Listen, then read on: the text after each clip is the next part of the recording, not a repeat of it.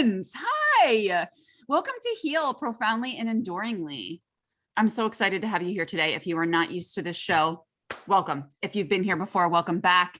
My name is Laura MAZZATTO. I'm an Akashic therapist and Reiki master, and I'm here with Robin Jardine today, and I'm going to talk about how amazing and fabulous she is in just a moment. But first, I'm going to remind you what this show is about. And this show is about bringing forward those quote unquote off the beaten path ways to heal and step into the highest version of yourself.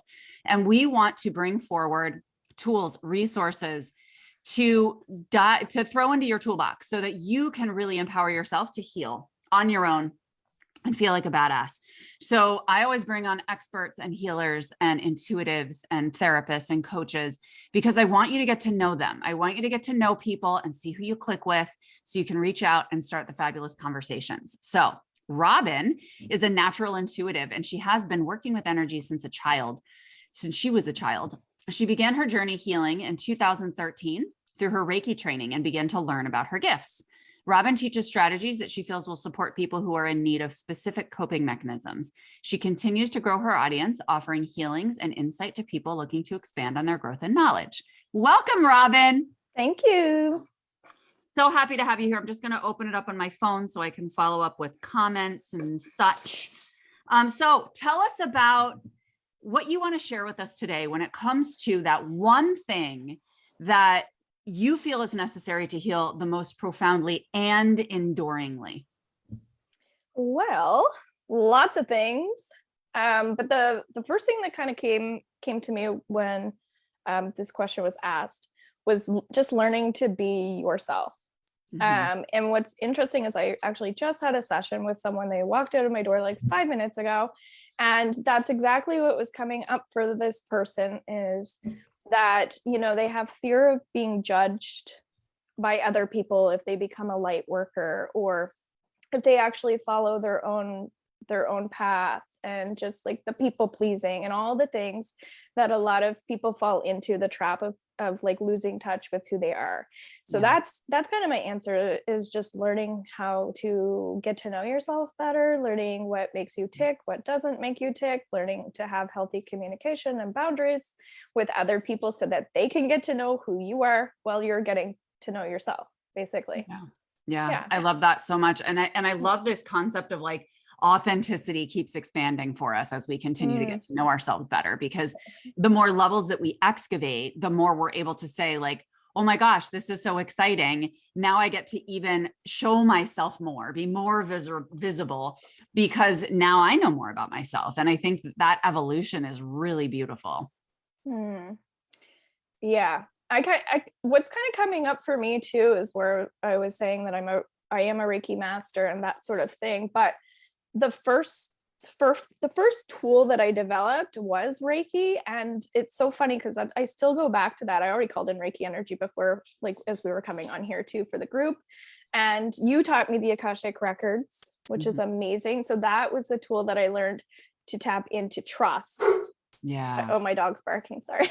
That's okay. But yeah, it feels like learning about Reiki was a simple tool for me to identify with a spiritual tool, I guess. And then that developed me into like the energy of what else is out there, basically. And then when I did the records, I was like mind blown. Yeah. Like it was amazing because it just allowed me to go deeper too. So I don't know, that's what's coming up. Yeah. I mean, it just amplifies your gifts. Right. And I think that, it's funny because you can easily get caught in the trap of like chasing all the shiny pennies in this path, because there's so much fun stuff to explore and there's so many fun things to navigate. But I think that instead it's important to look at it as, no, I'm actually just eager to go deeper and to amplify the gifts that I already have. And I think that's what a lot of people feel hesitant about. It's like, well, but I'm happy, I'm fine, my life is good. But you get to actually desire to feel even better than that. You get to expand that into feeling phenomenal. And I think a lot of people have to move through some deserving blocks that exist around that. What is your experience with that? What I'm getting is just like fear, that there's a lot of fear. And I think that even just talking about spirituality and light workers and all that stuff, it's so interesting that people have fear around like light workers or becoming a light worker, which is so funny to me because like that's the most positive thing that you could possibly do, is be in a creative space with like love and peace Mm. and harmony. You know, you become less anxious, less depressed, a higher vibration. But the fact that people have fear of like, I don't know, like people do voodoo and like, you know, all of their distorted beliefs. Yeah. Like I also do theta healing, which is a tool that helps people with their fears and their limiting beliefs. And so that's been another additional tool that I find supportive to help others. I help myself with it, but really helping others overcome like why their fear is there. Yeah. And help them understand with their mental health that a lot of this is just a block that's getting in your way. So yes, like the power of positive thinking, but if you want to go deeper, you can't be afraid to start finding out what's underneath the fear. Yeah. That's kind of what I get. Yeah. And to be able to get to that safely and gently and at your own pace, you know, it's not like, and I think that's where there is some trauma with people like through the mental health community and the therapy community too, because people can get really trauma happy, you know, and just like dive into that shit because it just feels like, oh yeah, like there's dark stuff in the closet. Let's dig it out, you know, and it doesn't have to feel like that, you know, it can feel like, I always say, let's focus on our desires and where we desire to go. And then if there's something that's really consistently getting in the way, that's what we dive into, you know, because you don't want to dive into absolutely everything. And I think that some people shy away from that. Like you're in control. You get to decide what you shift. Yes. And I've worked with all types of breeds and walks of life and like all levels of everything. And yeah, when we have trauma, absolutely, I'm with you. Like it doesn't just happen in one session, right? Yeah. And you're actually the one that taught me the one aspect of the trauma is like, let's pick something that's a little like less traumatic, but still like there's something there. And let's start with that. And I like that mindset. What's been coming up for me is just educating people. Like this does not happen overnight. Like this could be a lifelong thing that you're experiencing, that you're here to experience, and like hang on to faith and hope, basically, and like hope for miracles, that sort of thing. Because actually working with you and Daisy, I was able to heal my like allergies that I had. And like I thought I would have them forever. Yeah. So I mean, I need other people just as much as, you know, like for all the people we're helping, we need to help ourselves too. That's coming up. So yeah, there's a big education piece I find that comes up, like that we're always continuously learning. And when it comes to trauma, right, we have to be a little careful and gentle when we're working with really, really sensitive people and really, really sensitive things. And especially as us as light workers too, we're also very sensitive and we're always being triggered too. And I think it's just learning how to like cope and develop more skills and more tools. The bigger we get as light workers, the more tools we need. And it's like a never ending life lesson here. Yeah. And it doesn't have to be one that feels like a life sentence, you know, that feels heavy and dense. For me, what I do is I look at like, there's a couple things, like I used to say, I'm just going to have anxiety forever. Like, I'm just going to be an anxious person. Fine. Like, I'm just going to deal with it. It's no big deal, you know? And then when I found the Akashic Records, I was like, oh, well, that's interesting. You know, I guess I'm not truly an anxious person, you know, and to be able to release that. And so I think that, yes, there are some things that are going to repeatedly come up in our lifetime based on what's unfolded in our ancestry and our past lives, et cetera. But I like to look at it as a curious experiment. It's like, ooh, like what ingredients coming up next, or what can I add, or what can I shift, or what can I tweak in my hypothesis, right? So you're really looking at it as this opportunity of continuing to, just like scientists do when they do research over and over again on the same topic, and they're ruling out different variables each time. You know, that's kind of what we're doing as we move forward on this. And when you put on your curious hat, you get to be that detective rather than feeling like a victim. I like that. Yeah. Yes. Victim stuff. Yeah. I relate to that for sure. Because I really, as I've raised my vibration and working with a lot of people and working through my own stuff, I went from having a lot of sympathy, like not having a lot of tools. I was a very sympathetic person. I would be in relationships with people that needed help Like I was always a light worker, but a light worker without tools. And I wouldn't say that I was a victim per se, but I would definitely attract people who had a lot of issues. And as I've learned all these tools now, it's like, okay, I went from being a sympathetic person to an empathetic person. Good. And yeah, and I'm like, I don't feel badly for these people at all. Like I'm completely detached from what their issues are now. But I also have empathy, and I'm caring towards the person and holding space for them. Brilliant. But it's also, they're a person of choice. And that's why like I've really learned a lot with control and forcing things to happen, and just like spirit's just going to send me the people that I meant to have along my path. Yep. And we're going to be a nice vibrational match, and it's going to be all gravy. And I'm constantly learning from my clients. Like sometimes I feel like charging money is like, you know, we have to put a value, but I get so much out of my sessions now that I'm realizing all the learning and all the lessons. I'm like, oh, this is like free education.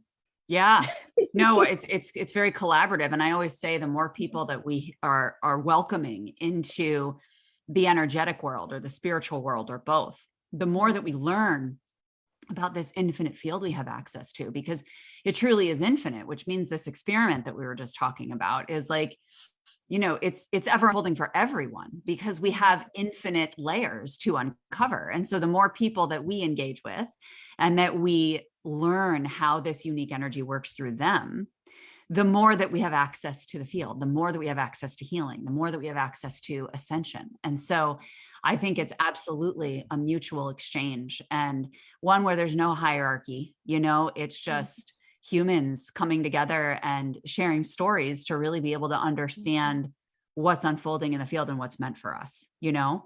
And you're really like, I love your style of the Akashic Records readings that I've had too, is because it was like we were just really just entering this peaceful space and then brainstorming and then coming up. Yeah. And I loved it, because for me, I feed off of like the ideas. Yeah. So sometimes it's just about, like, even if I can do it myself, it's nice to have other people that can kind of just think in a different perspective from me, and then collaborate. And I always encourage people to go to multiple healers as well, because everybody has a different style. And so like, it's great to have like that one person that you love, but the more people, like the more healers you work with, the more you can learn different, I don't know, just ways of thinking, I guess. Yeah. And like piecing them together into your own unique approach, you know, like with your energy, which is super cool. So how do we tap into ourselves? Can you share that with us, please? What a great question. Well, tapping in is an interesting tool, because I mean, that can mean different things to different people. But what I really get is just to learn how to kind of be able to tune in like 1 second is my thing. Because if we start to overanalyze and overthink, be in our ego and judge, things can get really complicated really quickly. And I think a lot of people everybody's intuitive, like naturally, but I think often they don't give themselves enough credit for when they are doing the right things. Yeah. So that the first thing to tap in would be, first of all, be in a space that is positive. So if that's a positive environment, a positive mindset, grounding yourself would be key. And if people if they don't know how to ground themselves, first of all, nature grounds us. So just being outside, if you feel like you can't tap in inside, tap in outside. And what I mean by tap in is literally, it's just quieting the mind, turning off the logical brain and turning off the ego, and connecting to something that's like more earthbound, and just feeling the difference between your energy going from like being inside to outside. It's like that feeling of calmness and relaxation. And once you can get calm and relaxed just by the simple touch of a crystal or a tree or being in your bare feet, something like that, I feel like you almost just notice like a weight that comes off of you. Yeah. And when you get that sensation or feeling, then you know you're already like that's step one to tapping in. You're like, okay, I just feel better.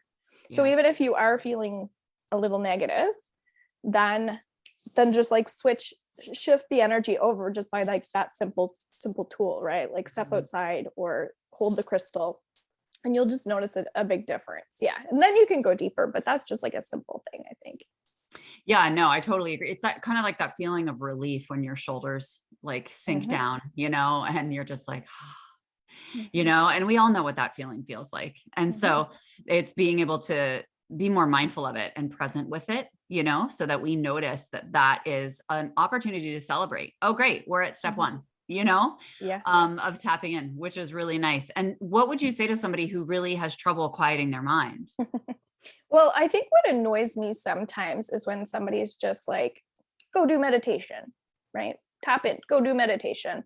It's like, well, step one is really just allowing yourself to ground, I guess. But I feel like that word comes up a lot.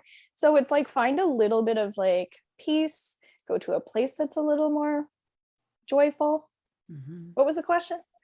How can you quiet the mind? Oh, yeah, like I just feel like a lot of it is just your environment, honestly. For me anyway, it's like, well, if I'm around a place that triggers me, it's easy to say, oh, quiet your mind. But a lot of my clients lately struggle with meditation, they're high anxiety.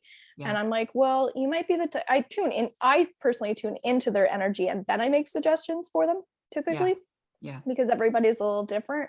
But I'm like, okay, well, you go for a walk, clear your head. This person likes to run, so you can do a running meditation, things like that. So it's just like pick things that you actually like to do, and like go places where you actually like to be. I like the ocean. The ocean is my meditation. That's my church. That's my place, So it doesn't matter if it's a crappy day, that's my place. So it's choose a place to have, I guess, whether it's your sanctuary, but keep it kind of simple too.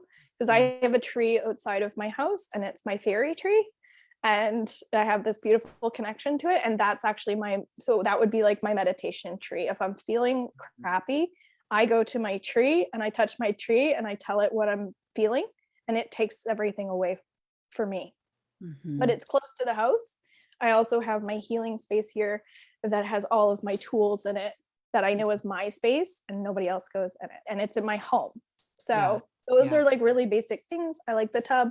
I've got my tub set up, so I know if I really am having some heavy energy, I need to get into the tub. So I have a lot of different places that I can go to for that space. Yeah, that's really beautiful. And I love that you brought up this concept of intense anxiety too, because that's what I see is, I was the same way for years. I would be like, I suck at meditation and I hate it, so I'm not doing it, and it was just because I needed to clear space for that. And I didn't know how to do that at the time. And so what I always tell people is like, if meditation, first of all, like you said, there's so many different types of meditation. So there's different ways people can tap into that. But also I always encourage tapping or some kind of physical movement, even if that physical movement includes singing, right? Because you're moving your vocal cords, you're using your physical body, but to shift your vibration and just to allow some of that energetic release before you enter meditation is going to be a lot easier. If you're somebody gets stuck in your head a decent amount of the time, which many of us do, we're human beings, let's be real. So I would say walk away from what's bothering you, like you don't have to deal with what's bothering you. You can actually get away from what's bothering you. So remove yourself. Remove your stressors, remove yourself from the stressors, the triggers, whatever it is. So if you're in an unhealthy relationship, you can meditate all you want to, but you're going back to your honey that you're fighting with, right? Like, so if you're not smudging your space, and all that energy is lingering around, and you can't understand why you keep feeling the same negative emotions, like, open up the windows, get some sunlight, like basic stuff. But a lot of people don't really have those basic tools. Well, yeah. And I also think that there are people who truly, being a therapist for 20 years, there are some people whose environments are fine. They're not getting triggered by their environment, but their internal dialogue is what's activating them, and their internal anxiety. They might not even have a dialogue, but they just have this knot in their stomach constantly, And so it's just really being able to allow that energy to move out of you, realizing that a lot of that might not even be yours to carry, Yeah, like I wrote down yoga because actually when my client was just here, I actually got on the floor and I said, do you know what happy baby is? And she said, yeah. Oh, And I I said, love well, that. you want to actually, when we have children with autism and things like that, we put our feet and our legs up in the air and we shake it out because I could Yeah. feel that she just needed to shake it out. So I'm like, you don't need to go for this big run. You Yeah. could actually just do this simple little exercise and just move that energy, bring your shoulders up, drop them down. Like, Yep. so yeah, like there's so many Yeah. tools. It's beautiful. Like we're so blessed with how many Mm. easy tools there are, but motivating yourself to do I know. them and apply them, it's so easy to say, but like, we live busy, crazy lives right now too. A lot of people do. Yeah. And I got to be honest, I mean, that's one of the main reasons why I really appreciate being in a coaching container on the regular, because it assists me. We all need that accountability and that reminder. And that, I mean, we don't need it. What I know, I desire it. I desire it because I desire to continually be on this journey and to continue to go deeper and to continue to expand. And so if that's your desire, then it it just helps me go faster, because otherwise I'd be like, I'll do that tomorrow. I Mm-hmm. mean, that's how I was much more so for a while. Like I'm much better at managing that on my own entirely now, but I still really like to be in that container, because I feel like when you have a holding space in a course or a program or with a coach, your energy just feels even more rooted, and the ability to flow and have more come forward and more at the depths come forward is just greater, because you're held safely as in your human and in your spiritual. Right. And what I'm kind of getting there is sometimes it's nice to have, like, that's where the coaching definitely comes in, is Yeah. a little bit of accountability to Yeah. motivate you too. So if Yeah. it's like, if every week you need somebody to keep you, I don't know, in check, I guess. Yeah. Not that everybody's personality is a little different. It might be monthly for some people, but it's just really making sure that you're maintaining your vibration. We Yeah. all have stuff going on right now. So it's like, if you never get healing, if you don't get any coaching, you don't have to be a light worker, but right now we all need clearing. We all need cleansing. We all Mhm. need motivation. We're in a really, really, really heavy time in life right now. So Yeah. when I find out that there are people that aren't tapped in to like these spiritual tools and gifts, it's like, oh, you must feel so crappy. Like, no judgment, but Yeah. like if you aren't doing like these things, like I know I feel crappy sometimes and I'm doing all of these things. Yeah. So, or Yeah. you could be really checked out or numb, and like Mhm. that's not fun either too. So yeah, I think Yeah. we're all kind of on that path right now of like maintenance has changed. It used to be go get your hair done and your nails done. Now it's like do your meditation, get your Reiki, get your coaching, Yeah. get your like Right. so. And not just checking it off your list, but like deep immersion into it and allowing yourself to continue to go deeper is so important. And what I always tell people, especially my clients, is like, you have to be sincere about it. Like you need to make it a priority. Like you need to have a level of sincerity and devotion and commitment to loving yourself, to appreciating who you are in your holistically, Yeah, but you know? times are changing too in a positive way because we have social media like this.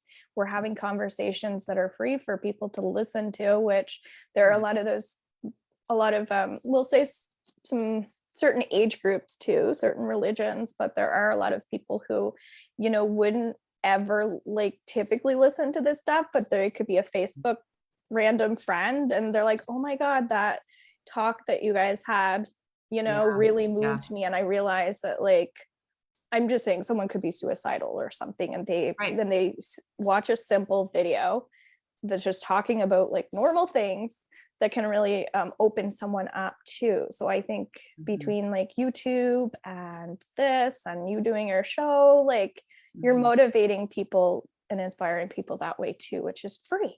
And it's so cool. So free. Yeah, we get to plant those seeds all the time. Mhm. It's so beautiful that really whoever we're interacting with, we are Mhm. just because we are putting so much love into ourselves and into our field and into our vibe, and that's automatically going to impact people even if we don't open our mouths. So Mhm. what would you say to the person who has trouble letting go?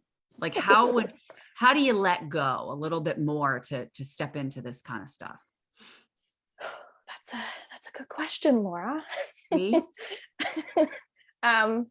Well, a lot of different answers are coming up for that one, because I've learned a lot in my experiences of, like, sometimes we need a coach to be a little more honest with us, as we are just talking about accountability, like someone who's like, don't fall back into your old shit, like you kind of need that person to remind you of those things and be super honest with you. And then other times we don't need honesty, we just need a nice shoulder to cry on. Yeah. So the letting go is different for everyone. But like there are tons of tools, but the letting go is sometimes just, I feel like, an emotional thing that you're experiencing, that you're hanging on to something energy wise. It's just an emotion. I think if you can remind yourself that this is just an emotion, because we have thoughts and we have emotions, and sometimes people have a hard time, like you already said, the way you think is what creates your emotions. You did kind of say that, but it can go the other way. Like what you feel is also what makes you think. So I think the letting go is pay attention to what you're feeling, actually go inward, go deeper. And like you were saying, trust when something isn't right. You know what I mean? In your physical body.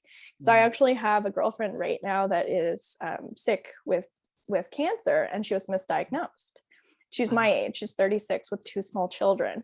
And, she was on the news saying, like, you listen to your gut when something tells you like something is off. So that's kind of what's coming up, is like when you get these emotions or you get these feelings that like you can't let go of, first of all, there could be a reason for that. Yeah. Like it might be something presenting itself to you, or you could also have like an emotion that you've put there, if that makes sense too. Yeah. So I think the letting go is really learning how to distinguish if this is like a gut instinct thing, that's a message, an intuitive hint or message, and that's given me tons of chills. Like you get that feeling to do something, like don't let go of that, trust it. And then the other side is like, okay, I just feel really crappy, and I know that there isn't anything, like any reason to feel this way. So I feel like that's where it's like, maybe I'm being a little mean to myself right now. Maybe I just need a little self-care. And so it's really identifying, like, up here, what's going on up here, because that's going to affect how long you hang on to something, or how you're tuning in. Does that make sense? Oh, it makes total sense. No, absolutely. I think that just being conscious of the difference between our emotions and our thoughts, because I think that even if we're feeling something, because I would run into that a lot as a therapist, like people would be feeling something and they wouldn't be able to identify a thought beforehand. Sometimes anxiety or, depression or whatever we're talking about can arise within the body first. But I do believe that is related to subconscious belief systems that we don't necessarily have awareness of in the moment, and sometimes they can come from energetic codes that we've carried on from our ancestry or from past lives, and that honestly, regardless of how we talk about it or analyze it, it's energy, right? And emotion is energy in motion. And so as we allow and witness this energy to move through our field, it will move through. The average person has 21 mood shifts a day, 21 mood shifts. So I probably have like 45. I think I'm probably right there with you. And it's so normal. Like, it's so normal to have them go up and down. We are human beings. We're living in this space of polarity. Our souls chose this. And when we analyze it and create stories around all of it and try to dive into all of it, it can be really daunting and really unnecessary. And most of the time, it's just allowing the energy to move. And that's where the piece comes in that you were talking about at the beginning, which is go outside, allow that relief to come to you so that you're tapping in, right? And then go through those strategies that you were talking about quieting the mind, about bringing yourself to a place of greater stillness. And then, of course, like letting go is also like the healing tools, with Reiki. Now you're a Reiki master, which is amazing. Congratulations. Thanks. It's such a simple tool, but it's so powerful because it's emotional and spiritual healing. Yeah. And I like knowing that I can be in control of my emotions. So I find like, yeah, like the letting go is like, okay, I know there's stuff here that I need to let go of. So I just apply Reiki, and then I'm not sick anymore. I can go to sleep. I don't have pain anymore, just things like that. So for me, it's like learning how to let go by developing the tools or taking the classes too. Well, and being consistent about loving on yourself with them. That's what I love about a lot of what you shared today is how much you use this for yourself. Yes, you do it with clients, but like you're always giving yourself the healing. And I think that is brilliant. And it's what makes you a light leader, and somebody who can guide other people in this, because when we truly deeply love on ourselves, we are giving that message of, I am so deeply deserving, and so are you, and when you allow that to happen, you're just going to magnetize the people that really desire to be in your field and feeling the same way. So loving, just turning all this love onto yourself, friends, because we can also get caught up, people who are heart-centered, in helping everybody else, and giving to other people. And so really taking that moment to ask yourself, have I loved on myself before you're giving to someone else? One thing I wrote down was just like communication and the mind as well. Because I feel like sometimes, especially with anxiety, things like that, or depression, I find often we don't tell people when we need help, or we don't tell people how we're really feeling, just to I guess to add on to the letting go. Sometimes we need other people and we forget how much we really need others. And if it's just in a relationship, you might find like, oh, I don't want to burden my partner by telling them how I'm really feeling, just stuff like that. And that's just like such a simple little thing, but we can naturally have like some fear around just being honest, I guess, and expressing. So that's something I've had to work on a lot, is my throat chakra. And that's related to trusting. And that's also being okay with who you are, wherever you are, no matter what. So instead of suppressing everything that you're going through, just sometimes it needs to come up and out, whether it's comfortable or uncomfortable, but you feel so much better when you do the release stuff, when you just like, we can't hang on to it, or we will absolutely become sick, like, which we just will, and we see it everywhere. So it's like reminding ourselves, like you said, that it's all energy, and like this too shall pass. Like we're going through some collective times too, and sometimes the energy that you're feeling isn't even yours. Exactly. And when you realize that, you don't need to carry it around anymore too. And focus on your mission, focus on what you're here for, because everyone is here for a very specific purpose, and it's all valuable.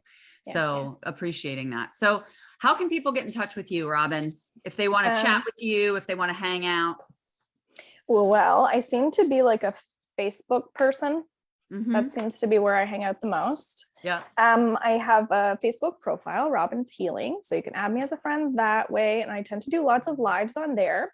And now I'm growing my YouTube channel, so I have lots of resources there, and YouTube seems to be a fun place to hang out, because I get to do whatever the heck I want, and it seems to serve lots of different types of people, so it's a really cool platform. And then robinshealing.com is my website, so when you want to book in, you can book online that way. And I also have a new membership group, which is as little as $11.11 just to become a part of the membership group. And in my private Facebook group, we do things like a new moon ritual, which is coming up on Friday. So I do lots of healings and clearings for people that I feel like is very inexpensive, and still creating that like support for people. So they get some digital programs through that membership. They get monthly guided meditations based on their energy. So I'm really doing whatever I can right now to create those groups as well, for like these times that we're going through. And it's great for people that we were just talking about that are just kind of stepping in to developing some of those like tools. I feel like we all need them right now. So Facebook, website, YouTube, And I hang out Great. on Instagram sometimes. We just dropped all those links here too, guys. Okay. So you can click on whatever feels really aligned for you. And as I always say at the end of this show, I really encourage you, if you feel drawn to Robin at all, if you feel connected to things that she said, any kind of little nudges, just reach out and start a conversation. It doesn't mean that you're locked into anything. It's just a conversation between two people. And those are the kinds of connections that really encourage your forward movement and you really listening to your intuition and taking that inspired action. So thank you so much for being here, Robin. I really appreciate it. You're love welcome. Seeing your face. So fun to hang out again, right? It is. And friends, I will be here live again next Monday at 11 a.m. Eastern time with another episode of Heal Profoundly and Enduringly. So check out Robin, say hello, and then I'll see you guys next week. Mwah. Bye. Bye.